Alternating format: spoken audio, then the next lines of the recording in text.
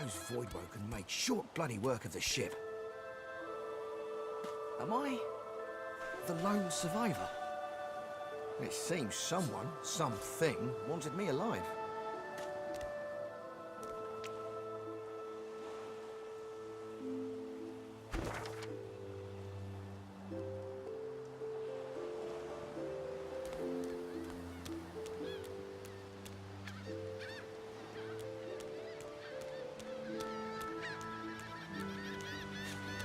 The child has a small mirror in his hands. He holds it up at angles, inspecting his eyes, his chin, the crown of his head. He spots you, and his arms snap to his sides. I'm not supposed to talk to strangers.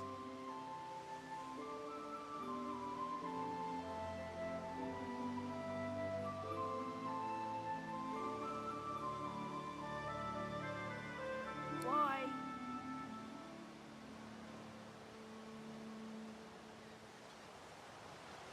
I guess.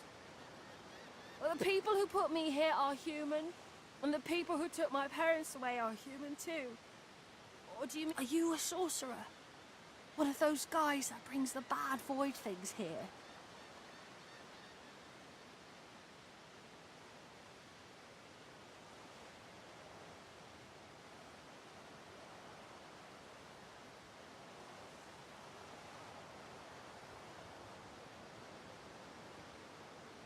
The child looks at you straight on, unafraid, searching your face.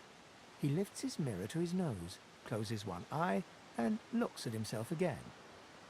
I don't see any source on you or me. I guess they're wrong or crazy.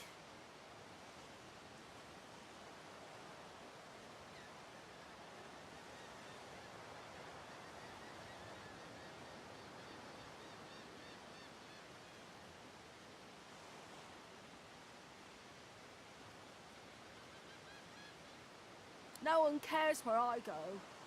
They know I can't leave the island. It's nicer out here than inside anyway.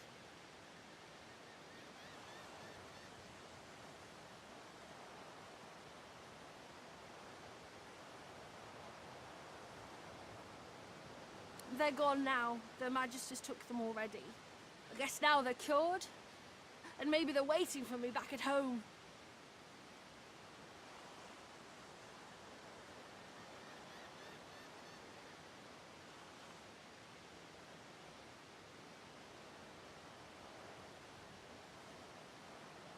But you didn't die.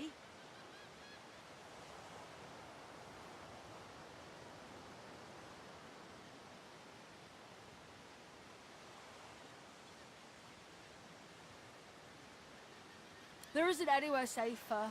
That's what I mean. You'll see.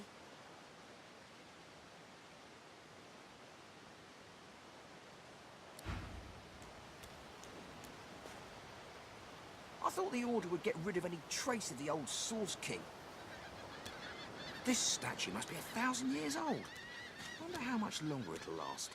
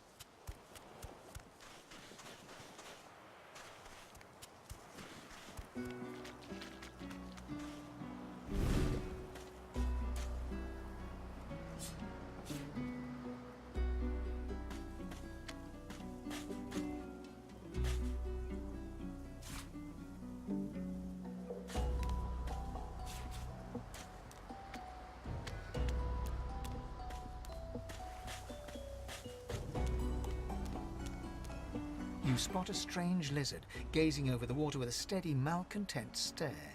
His skin is of a bright, blood-red color. Could he be... Yes, you recognize him from the ship. It would seem you're not the only one who survived the tentacles of the deep.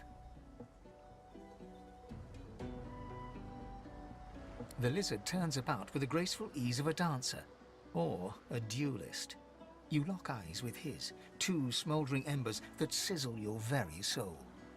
I did survive, yes. And chances are I wouldn't have, had you not returned to the aid of your fellow passengers down in that dreadful hold. You have my gratitude. Hand over heart, he salutes you with a bob of the head. More than a nod, though less than a bow.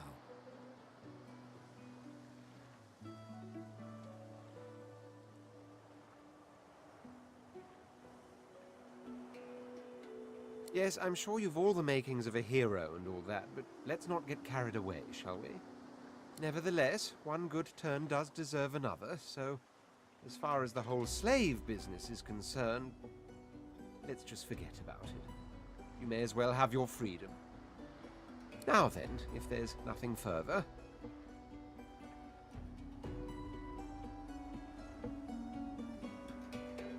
If you really must know, I haven't quite decided yet. I've a frightful amount of things on my mind, hence my standing here contemplating the waves. He sighs dramatically. Tell me, what do you see when you cast your glance over this ocean?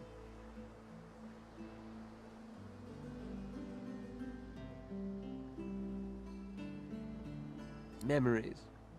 Quite so. He looks out over the water once more, and so do you. A few tranquil moments pass as the waves lap against your thoughts. As for myself, when I consider this vast expanse before us, I see an empire. I see continents dotted with mighty cities, and shimmering along the soft curve of the sea's horizon, I picture the palaces that formed my paradise. Lost.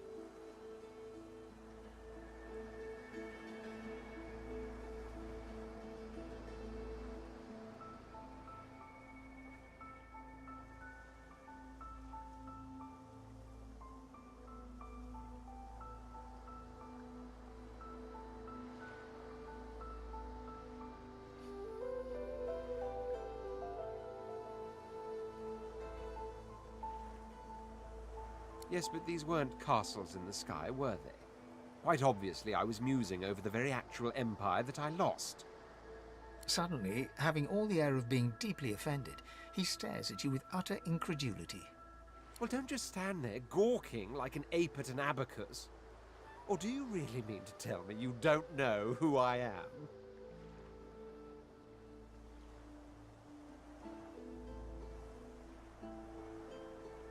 The very same.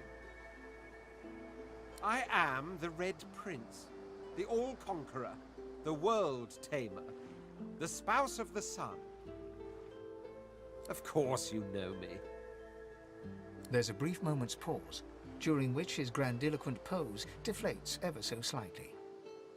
That said, I suppose I must own up to the fact that I find myself rather in between all-conquering and world-taming opportunities at the moment. The grandeur that is my fate has hit a bit of a snag. But never you worry. For the throne I was destined, and my throne I shall have.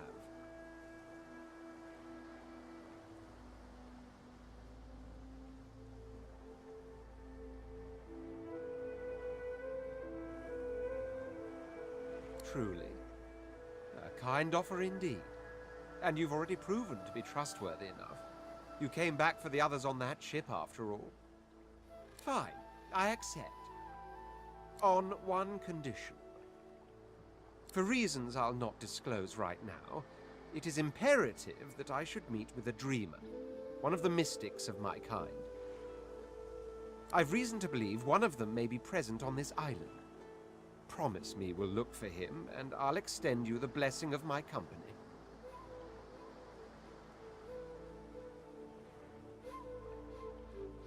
You do tend to beat around the bush, don't you? Oh well, that wishy-washy answer will have to do then. So, now that that's settled, first things first. Even if you are as versed in the art of eloquence as I am, that our swords will be doing a lot of the talking from here on out goes without saying. As a born fighter, I prefer the perfection of the blade myself. but I'm well acquainted with the secrets of magic and, yes, even subterfuge. What say you?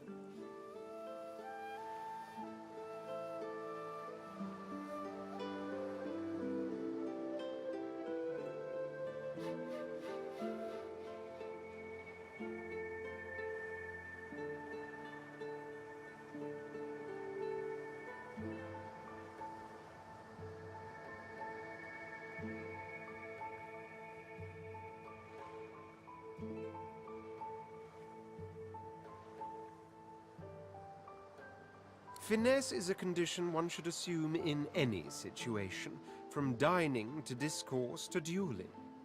What situations do you have in mind?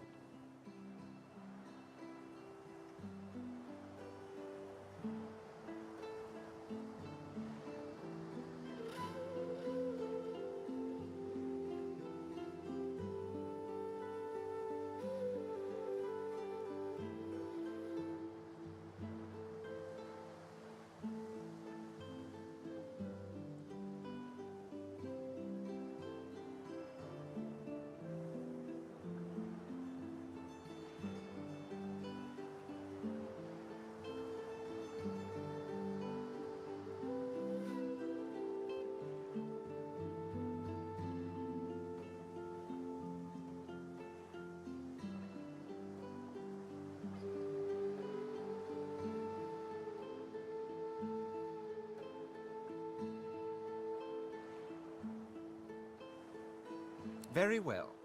Onwards then to victory or death.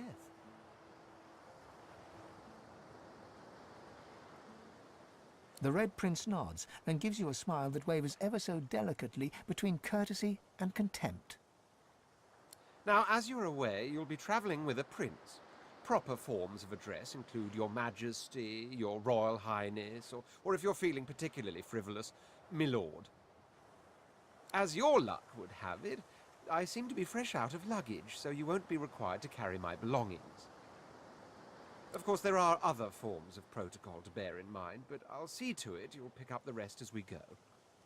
So, without further ado, let us be off.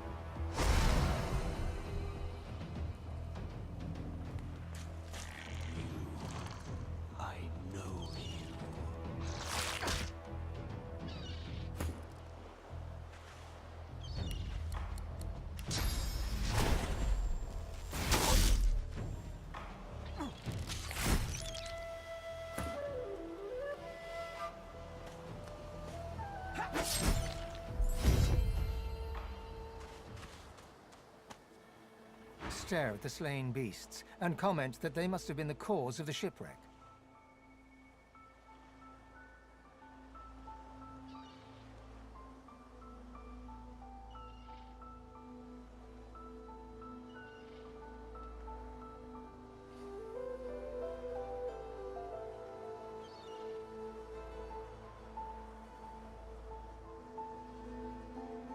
They didn't put up much of a fight. Dry land mustn't suit them. Drowned and eaten by a void woken. I wonder in which order.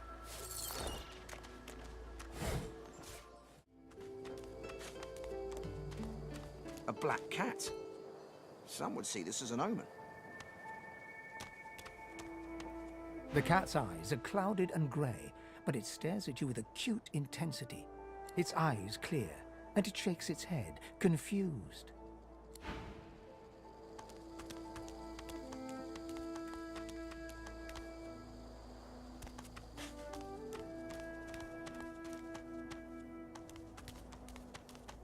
Oh, I've spotted something.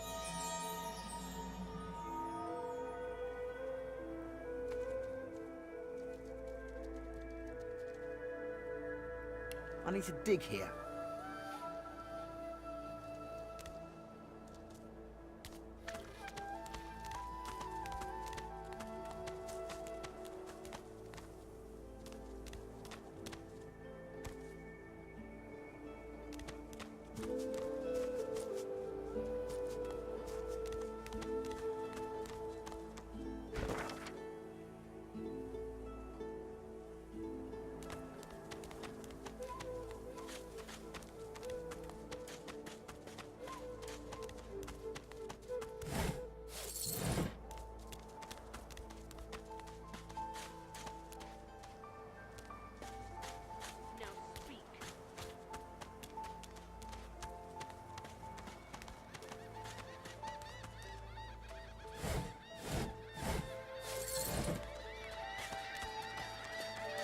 Hey, mister.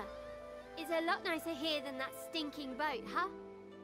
I'm sure glad you went back to save the others. Saw one of them wringing out their tunic at the shore a few hours ago. Say hi for me. Now, where should I put this?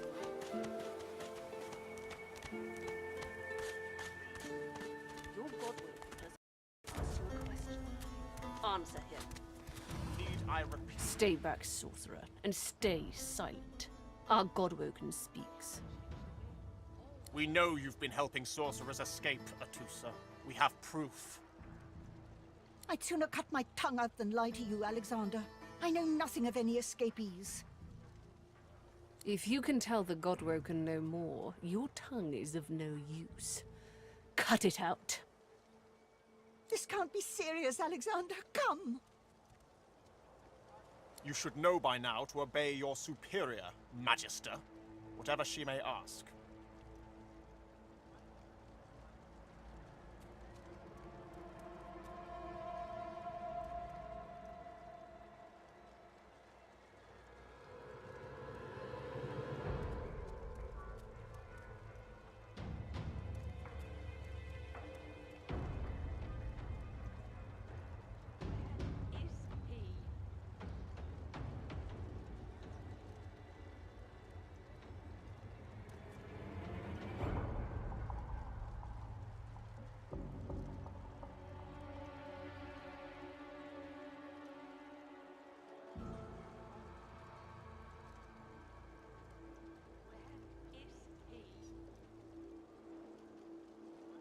Stay silent, you!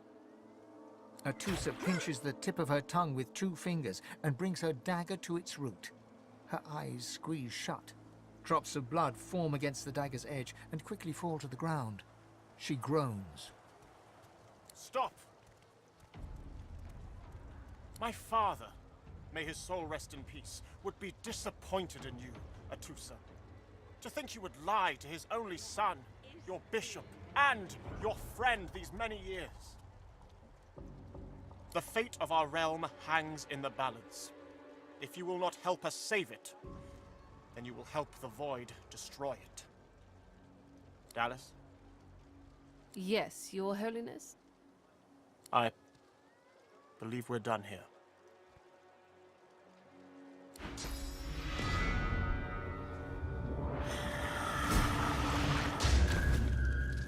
What a waste. The lizard Magister, or what's left of her, lies in a puddle of gore.